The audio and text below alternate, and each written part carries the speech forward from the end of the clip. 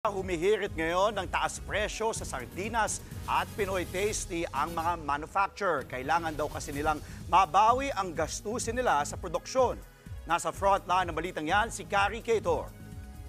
Hindi raw kailanman makakaligtaan ni Jesusa na mag-add to cart ng sardinas tuwing nag-grocery.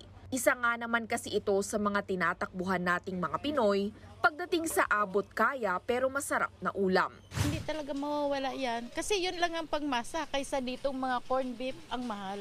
Yun nga lang, paano na kung tumaas na rin ang presyo nito? Sana wag naman kasi kawawa naman yung mga mahihirap kagaya namin.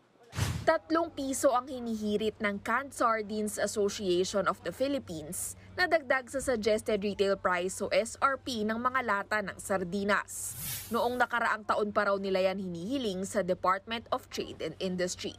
Hindi nila inaksyonan yung request ng mga sardine manufacturers. Kaya nga kami nagrereklamo na ang dami na nagkakanlulugi. Tatlong kumpanya na ang nag-stop o nag-suspend na operation. Sa ngayon, naglalaro sa 13 hanggang halos 20 pesos ang SRP ng kada lata ng sardinas. Pero hindi na raw ito sapat para mabawi ang lumobong gastusin sa produksyon. Mas mahal na kasi ang isda, gasolina at lata. Iniinda rin daw ng mga manufacturer ang wage hike sa iba't ibang rehiyon. Bukod sa sardinas, maaaring bumigat na rin sa bulsa ang Pinoy Tasty. Nagmahal na rin daw kasi ang raw materials para rito. Tiyempo pang papalapit na rin ang holiday season. Kaya naman humihirit ang Philippine Baking Industry Group ng 5 pisong taas presyo sa kada balot. Bakeries are affected. Not only bakeries, yung mga gumagawa ng tsokolate, yung local tsokolate o kung ang gumagawa ng pastries, apektado na ang panggagawa nila dahil ang kokwa, napakalaki ng itinaas.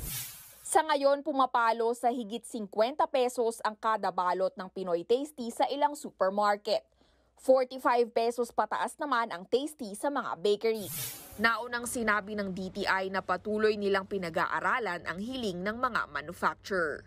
Nagbabalita mula sa Frontline, Carrie Cator, News 5. Mga kapatid, ako po si Ruth Cabal.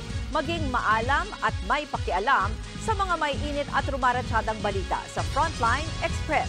Para maging updated sa balitaan, mag-subscribe lang sa social media pages ng News 5.